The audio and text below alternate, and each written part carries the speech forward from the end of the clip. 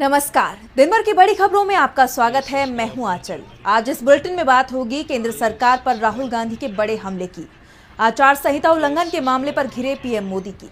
देखेंगे संसद में विपक्ष के सामने कैसे कमजोर दिख रही है सरकार। मालेगांव मामले में एनआईए कोर्ट के फैसले पर क्यों उठे सवाल। जानेंगे चुनाव आयोग के खिलाफ क्या खुलासा करने वाली है कांग्रेस।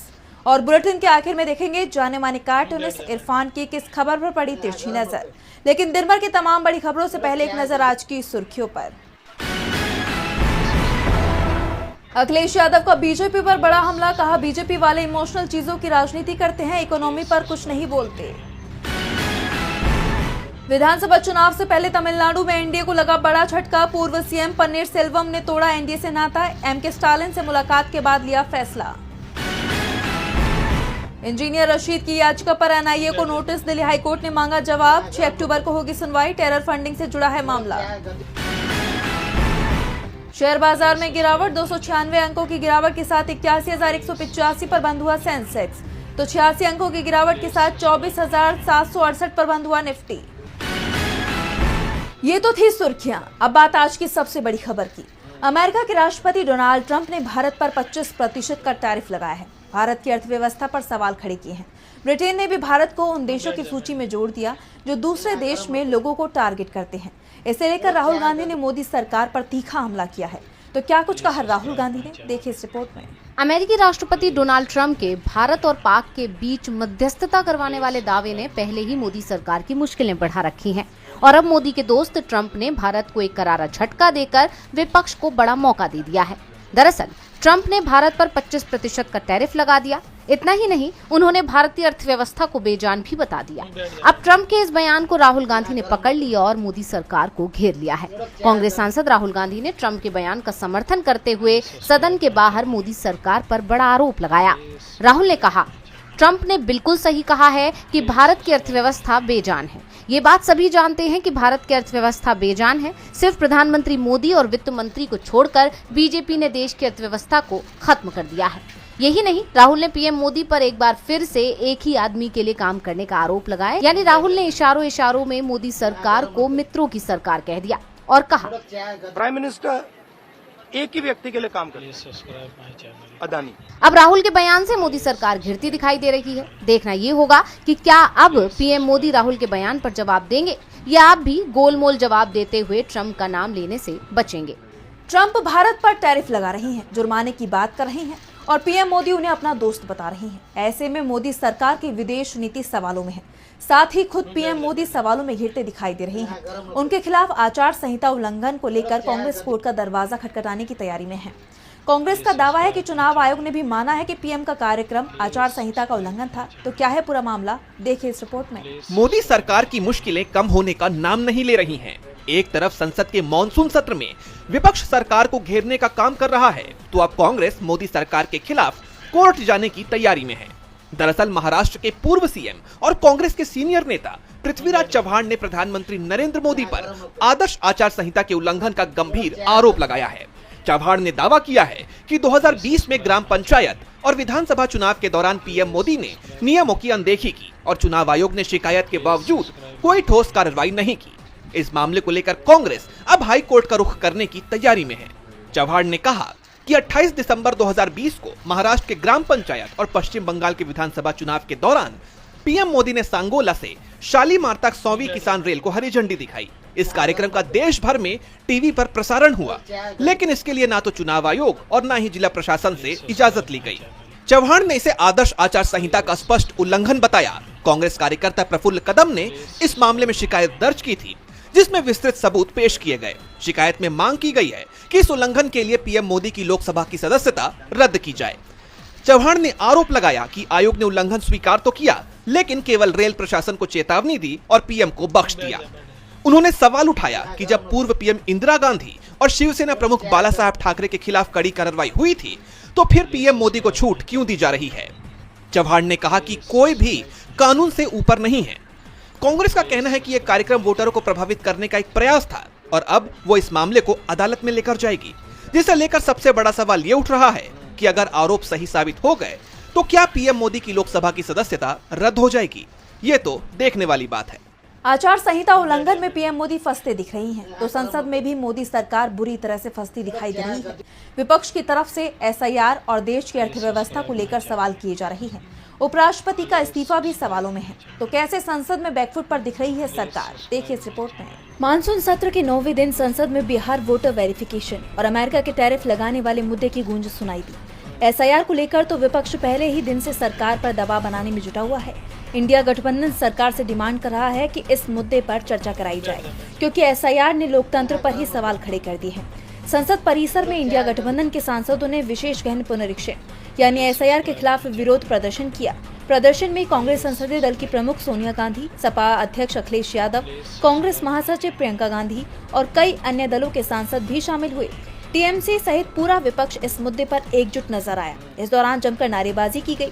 विपक्ष ने एसआईआर को वापस लेने की मांग की और इसे लोकतंत्र पर वार बताया। लोकसभा में बिहार वोटर लिस्ट रिवीजन के मुद्दे पर विरोध की वजह से प्रश्नकाल नहीं चल सका। प्रश्नकाल के दौरान विपक्ष के विरोध की वजह से स्पीकर ओम बिरला ने सदन की कार्यवाही दोपहर 2 बजे तक के लिए स्थगित कर दी। वहीं ट्रंप ने भारत पर 1 अगस्त से 25% टैरिफ लगाने का ऐलान किया है। इस पर विपक्ष ने सदन और संसद के बाहर विरोध प्रदर्शन किया। कांग्रेस सांसद प्रियंका गांधी ने कहा, अमेरिकी राष्ट्रपति ने टैरिफ पर जो कहा उसे सबने देखा है। प्रधानमंत्री मोदी हर जगह जाते हैं, दोस्त बनाते हैं और फिर हमें बदले में यही मिलता है। इससे पहले सुबह 10 बजे राज्यसभा में विपक्ष के नेता के ऑफिस में इंडिया गठबंधन के नेताओं की बैठक हुई। आगे की रणनीति पर चर्चा की गई। अब विपक्ष के सवालों के चलते मोदी सरकार बुरी तरह से गिर गई है और संसद में मोदी सरकार बैकफुट पर दिखाई दे रही है। मोदी सरकार बैकफुट पर है तो सबसे ज्यादा चर्चा हो रही है अमित शाह के बयान की। अमित शाह ने राज्यसभा में दावा किया था कि हिंदू आतंकवादी नहीं होता और उनके ऐलान के कुछ घंटे बाद ही एनआईए कोर्ट का बड़ा फैसला आया है। हिंदू संगठनों से जुड़े 7 आरोपियों पर देशद्रोह का मुकदमा था और सभी को बरी कर दिया गया। तो क्या है पूरा मामला, देखिए इस रिपोर्ट में। 2008 के मालेगांव विस्फोट मामले में 17 साल के लंबे इंतजार के बाद आखिरकार एनआईए कोर्ट का बड़ा फैसला सामने आया है। फैसले में कोर्ट ने कहा है कि विस्फोट तो हुआ है, लोगों की जान भी गई है, लेकिन जिन लोगों को पेश किया गया है उनके खिलाफ कोई सबूत ही नहीं है। एनआईए ये भी साबित नहीं कर पाया है कि जिस स्कूटर का इस्तेमाल किया गया वो बीजेपी की पूर्व सांसद प्रज्ञा ठाकुर का था। एनआईए की तरफ से कोर्ट से प्राण दंड की डिमांड की गई थी, लेकिन प्रज्ञा को सजा मिले ऐसे सबूत एनआईए की तरफ से पेश ही नहीं किए गए। एनआईए कोर्ट के जज जस्टिस ए.के. लाहोटी ने कहा, आतंकवाद का कोई धर्म नहीं होता, क्योंकि कोई भी धर्म हिंसा की वकालत नहीं करता। सिर्फ संदेह के आधार पर हम मामले को आगे नहीं बढ़ा सकते।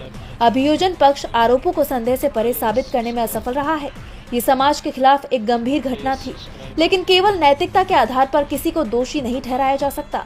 रिकॉर्ड में ऐसा कोई सबूत नहीं है जिससे ये साबित हो सके कि कर्नल पुरोहित आरडीएक्स लाए थे या बम को असेंबल किया गया था। घटना के बाद विशेषज्ञों ने सबूत जमा नहीं किए, जिससे सबूतों में गड़बड़ी हुई। घटना के बाद किसने पथराव किया और पुलिसकर्मी की बंदूक किसने छीनी, इसका भी कोई साफ प्रमाण मौजूद नहीं है। इसलिए ये अदालत विश्वसनीय सबूतों के अभाव में सभी 7 आरोपियों को बरी करती है।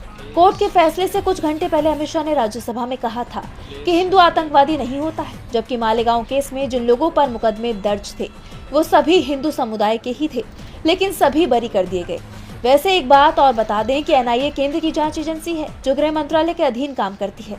अब ऐसे में एनआईए कोर्ट के फैसले से पहले गृह मंत्री का बयान सवालों में आ गया है। मालेगांव के दोषी कौन है, ये सवाल अभी भी बना हुआ है। अब पीड़ित परिवारों की तरफ से एनआईए कोर्ट के फैसले को सुप्रीम कोर्ट में चुनौती देने का ऐलान किया गया है। वैसे ये कदम महाराष्ट्र की एनडीए सरकार को उठाना चाहिए था। वैसे सवाल महाराष्ट्र सरकार पर उठते रहे हैं। राहुल गांधी दावा कर रहे हैं कि महाराष्ट्र में वोटों की चोरी की गई और इसे लेकर कर्नाटक के सीएम सिद्धरामैया ने बड़ा ऐलान किया है। उन्होंने कहा कि चुनाव में हेराफेरी के सबूत जल्दी सामने आ जाएंगे और इसी के चलते राहुल कर्नाटक आ रही हैं। तो क्या है पूरा मामला, जानने के लिए देखिए रिपोर्ट। बिहार में तो विपक्ष एनडीए सरकार पर वोट चोरी का आरोप लगा ही रहा है और अब इस मुद्दे पर कांग्रेस ने कर्नाटक में भी मोर्चा खोलने का ऐलान कर दिया है, जिसकी अगुवाई पार्टी सांसद राहुल गांधी करने वाले हैं। कर्नाटक के सीएम सिद्धरामैया ने दावा किया है कि राहुल गांधी के पास राज्य में वोट चोरी के आरोपों के सबूत हैं और राहुल गांधी 5 अगस्त को इस मुद्दे को लेकर चुनाव आयोग को एक औपचारिक ज्ञापन सौंपेंगे और जनता के सामने तथ्यों को पेश करेंगे। कांग्रेस के इस दावे ने चुनाव आयोग और बीजेपी के लिए नई मुसीबत खड़ी कर दी है। इसे लेकर सीएम सिद्धरामैया ने कहा कि राहुल गांधी के पास इस बात के सबूत हैं कि कर्नाटक में वोटों की चोरी कैसे की गई। वो इस मुद्दे को लेकर यहाँ विरोध प्रदर्शन करेंगे और चुनाव आयोग से मुलाकात भी करेंगे। दरअसल राहुल गांधी ने 23 जुलाई को आरोप लगाया था कि देश में चुनावों की चोरी की जा रही है। उन्होंने दावा किया कि उनकी पार्टी ने कर्नाटक की एक लोकसभा सीट का गहराई से अध्ययन किया है और वोट चोरी की पूरी प्रक्रिया का पता लगा लिया है। राहुल गांधी ने कहा था कि कर्नाटक में हमने एक सीट को चुना और उसकी वोटर लिस्ट को डिजिटल फॉर्मेट में कन्वर्ट किया। इस प्रक्रिया में हमको 6 महीने लगे। इसके बाद हमें समझ में आ गया कि वोट चोरी कैसे होती है, कौन करता है और नए वोटर्स कहां से लाए जाते हैं। राहुल गांधी का कहना है कि हमें इसका कागजी सबूत मिल गया है, हम इसे जनता और चुनाव आयोग के सामने रखेंगे। कांग्रेस का कहना है कि वो इस वोट चोरी के मुद्दे को अब देशव्यापी मुद्दा बनाएगी, क्योंकि ये बात सिर्फ बिहार या कर्नाटक तक सीमित नहीं है, बल्कि हरियाणा और महाराष्ट्र में कथित धांधली के साथ साथ आगे होने वाले विधानसभा चुनावों की भी है। अब 5 अगस्त को राहुल गांधी क्या खुलासा करते हैं, ये देखना होगा। चुनाव आयोग पर लंबे समय से सवाल उठ रहे हैं। ऐसे में अगर सिद्धरमैया का दावा सच होता है तो चुनाव आयोग मुश्किल में फंस जाएगा। वैसे एनडीए की सरकार को मुश्किल में फंसाने वाला बड़ा फैसला सीजेआई गवाई की बेंच ने सुनाया है। तो क्या है वो फैसला जो सीजेआई ने सुनाया है, देखिए इस रिपोर्ट में। राजनीति में कई बार ऐसा होता है कि नेता अपने हित को देखते हुए पार्टियां बदल लेते हैं। इसी दल बदल को लेकर सीजेआई गवाई ने अब सख्त टिप्पणी की है। उनका साफ साफ कहना है कि ऐसा करना लोकतंत्र की नींव को कमजोर कर सकता है। दरअसल ये मामला तेलंगाना में बीआरएस के 10 विधायकों की अयोग्यता से जुड़ा हुआ है। इस मामले में सुप्रीम कोर्ट ने विधानसभा अध्यक्ष को 3 महीने में फैसला लेने का निर्देश दिया है। बीआरएस के 10 विधायकों ने कांग्रेस पार्टी ज्वाइन की थी। बीआरएस की तरफ से इन विधायकों को दल बदल कानून के तहत अयोग्य करार देने की डिमांड की गई थी। जब विधानसभा स्पीकर ने कोई फैसला नहीं लिया तो बीआरएस की तरफ से इसे सुप्रीम कोर्ट में चुनौती दी गई। सुनवाई के दौरान सीजेआई ने जोर दिया कि दल बदल न सिर्फ जनादेश का अपमान है, बल्कि ये जनता के विश्वास को भी ठेस पहुंचाता है। सीजेआई ने कहा कि अयोग्यता की कार्यवाही का निर्णय स्पीकर के हवाले करना अदालतों में होने वाली देरी से बचने के लिए था। सीजेआई ने साफ कर दिया कि स्पीकर को इस मामले में 3 महीने में फैसला लेना होगा। वैसे ये कोई अकेला तेलंगाना का मामला नहीं है। देश के दूसरे राज्यों में भी ऐसी ही स्थिति देखी जा रही है। बिहार में 1.5 साल पहले आरजेडी के 3 विधायकों ने दल बदला था। एनडीए खेमे में चले गए थे। आरजेडी ने तीनों की ही सदस्यता रद्द करने की मांग की थी। अब बिहार में चुनाव सामने आ चुका है, लेकिन किसी भी विधायक की सदस्यता नहीं गई। यूपी विधानसभा में भी यही नजारा दिखा, जब मुख्य विपक्षी दल सपा के आधा दर्जन विधायक बीजेपी के पाले में चले गए। उनकी सदस्यता रद्द करने की डिमांड स्पीकर से सपा ने की, लेकिन किसी की सदस्यता नहीं गई। दल बदल का ये खेल उन राज्यों में सबसे ज्यादा देखने को मिलता है जहां बीजेपी की सरकार है। ऐसे में सीजेआई का ये कहना है कि दल बदल पर फैसले को लटकाना लोकतंत्र की नींव को कमजोर करता है। कहीं ना कहीं बीजेपी के लिए भी बड़ी नसीहत है। दल बदल पर सीजेआई की टिप्पणी हर उस राज्य के लिए है जहां पाला बदल का खेल हो रहा है।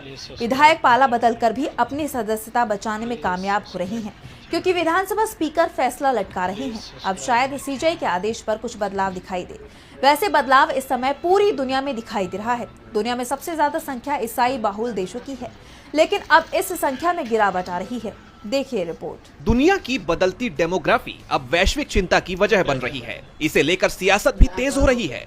खास तौर पर दक्षिणपंथी रुझान वाली सरकारें इस मुद्दे को सियासी फायदे के लिए इस्तेमाल कर रही हैं। इन सब के बीच प्रतिष्ठित प्यू रिसर्च सेंटर की एक नई रिपोर्ट में ईसाई देशों की घटती संख्या के बारे में बड़ा खुलासा हुआ है।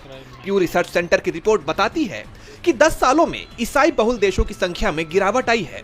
2010 से 2020 के बीच ईसाई आबादी की अधिकता वाले देशों की संख्या में 4 की कमी आई है। 2020 तक आबादी को लेकर किए गए विश्लेषण में पाया गया कि 201 देशों और क्षेत्रों में से 120 में ईसाई आबादी बहुसंख्यक बनी हुई है। लेकिन अगर बात 2010 की करें तो ये संख्या 124 थी। सभी देशों में ईसाई बहुल देशों की हिस्सेदारी 60% है, जो 10 साल पहले 62% थी। इस गिरावट का मुख्य कारण ईसाई धर्म छोड़ने वाले लोगों की बढ़ती संख्या है। हाल के सालों में दुनिया भर में लाखों ईसाई धर्म छोड़ रहे हैं, जिसके चलते 10 सालों में कई देशों में ईसाइयों की संख्या में गिरावट देखने को आई है। सबसे बड़ी बात तो यह है कि इस बदलाव के चलते ब्रिटेन, ऑस्ट्रेलिया, फ्रांस और उरुग्वे जैसे देश अब ईसाई बाहुल्य नहीं रहे हैं। इन देशों में ईसाई धर्म के मानने वालों की संख्या 50% से भी नीचे गिर गई है। सबसे बड़ी बात तो यह है कि 10 साल पहले किसी धर्म को नहीं मानने वाले 7 देशों में बहुसंख्यक थे, जो अब बढ़कर 10 हो गए हैं। उरुग्वे की 52% आबादी खुद को किसी धर्म से नहीं जोड़ती है, जबकि ईसाई धर्म को मानने वालों की संख्या 44% है। वहीं यूके में ईसाई आबादी 49% ही बची है। इसके अलावा ऑस्ट्रेलिया में 47%, फ्रांस में 46% ही ईसाई जनसंख्या बची है। इसके अलावा नीदरलैंड में भी अब बहुमत अब किसी मजहब को नाम मानने वाले लोगों का है। न्यूजीलैंड में यही नंबर 51% है। और बुलेटिन के आखिर में देखेंगे जाने माने कार्टूनिस्ट इरफान की किस खबर पर पड़ी तिरछी नजर।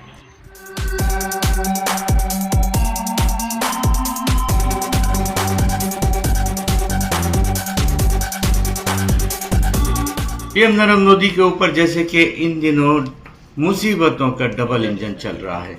एक तरफ संसद में राहुल गांधी और प्रियंका गांधी उनके खिलाफ मोर्चा खोले हुए हैं, तो दूसरी तरफ अंतर्राष्ट्रीय स्तर पर अमेरिका के राष्ट्रपति और उनके खास मित्र डोनाल्ड ट्रंप उनके लिए नई नई मुसीबतें खड़े करते जा रहे हैं। जितना नरेंद्र मोदी अपने ऊपर सवालों से घबराते हैं, उतने ही सवाल ट्रंप ने उनसे कर दिए हैं। जैसे पूछा कि रूस से आपने हथियार क्यों खरीदे, रूस से आपने पेट्रोल क्यों खरीदा, ईरान से पेट्रोल क्यों खरीदा। ये बिल्कुल ऐसी बात हो गई जैसे कि एक सास, खड़ूस सास अपनी बहू से पूछती है कि भाई इस कलर की चप्पल क्यों पहनी, इस कलर की नेल पॉलिश क्यों लगाई, फलानी पड़ोसन से तू क्यों बात कर रही थी, फलाना फलाना। अब देखना ये है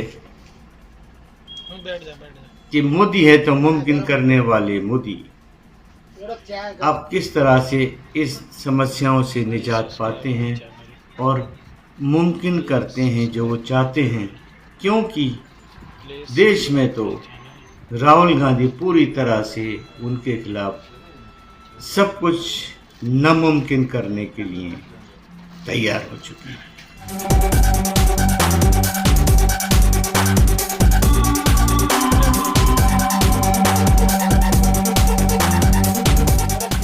बहुत बहुत शुक्रिया इरफान जी। तो आज इस बुलेटिन में बस इतना ही। आप देखते रहिए DV लाइव। नमस्कार।